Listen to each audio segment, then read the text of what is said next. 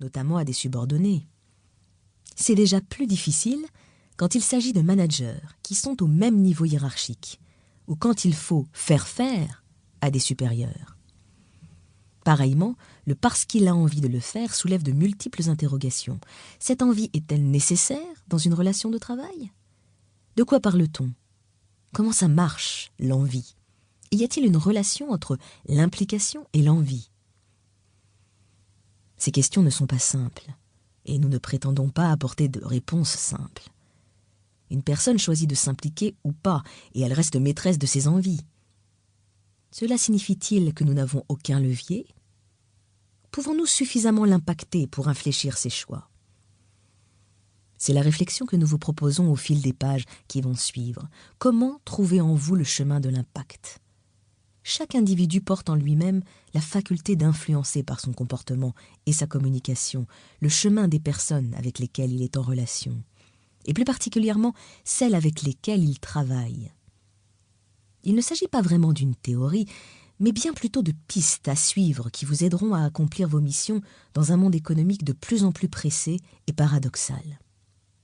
L'ensemble de ces pistes crée une méthode pour gagner en impact. Cette méthode a fait ses preuves auprès de personnes qui l'ont appliquée totalement ou en partie dans leur vie professionnelle et parfois personnelle. Cette méthode parle de ce que nous sommes, de ce que nous voulons être, de choix, d'éthique aussi.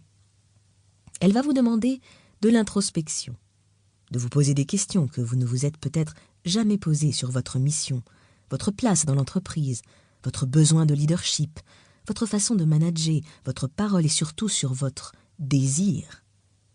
Désirez-vous avoir de l'impact?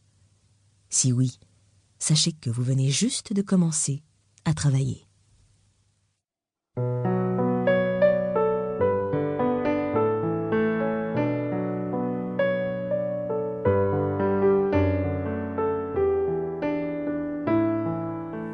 Chapitre 1. Sur une île déserte, vous n'auriez pas besoin d'impact. Rien ne peut être fait dans la solitude. Pablo Picasso. Sur une île déserte, vous n'auriez pas besoin d'impacter. En fait, ce n'est pas si sûr, car pour assurer votre survie, peut-être auriez-vous besoin de construire un abri, de faire du feu, et de chercher de la nourriture, donc d'impacter la nature. Mais même si la nature n'est pas docile, votre besoin d'impact n'est pas de même type lorsque vous êtes au milieu d'autres humains, dont vous êtes le manager. Dans ce cadre, la question de l'impact devient fondamentale. Pourquoi l'impact est-il si fondamental quand nous devons gérer des personnes humaines?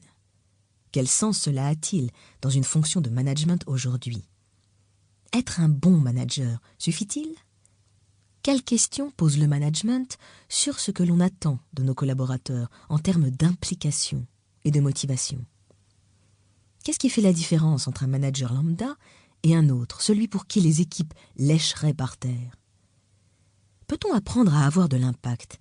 Et vous, êtes-vous capable d'impacter pour être plus qu'un bon manager? L'histoire du manager qui aurait voulu manager sur une île déserte. Ce serait tellement plus simple si j'étais seul dans ce service et que je ne travaillais qu'avec des prestataires extérieurs, s'écrie Luc. Il vient de recevoir un appel de son président. 10 personnes sur 15 du service, dont Luc a la responsabilité, sont en arrêt maladie. Le président lui a fait part de ses interrogations. Luc est un professionnel reconnu. Il a lancé l'an dernier la toute nouvelle berline de luxe de ce constructeur automobile. Toute la profession a salué la réussite de ce lancement, mais cela semble déjà loin. La semaine suivant l'appel téléphonique, et malgré cette magnifique réussite qui continue de rejaillir sur le groupe, Luc est licencié sans ménagement. Il est effondré. Luc est en train de faire le triste constat qu'être un bon professionnel ne suffit pas, ou ne suffit plus. Rappelons-nous le temps où l'expérience professionnelle, la grande technicité, le savoir étaient reconnus comme la garantie d'une carrière brillante. On pouvait alors avoir un sale caractère, être carré avec ses collaborateurs. On pouvait arriver à une réunion avec un plan d'action.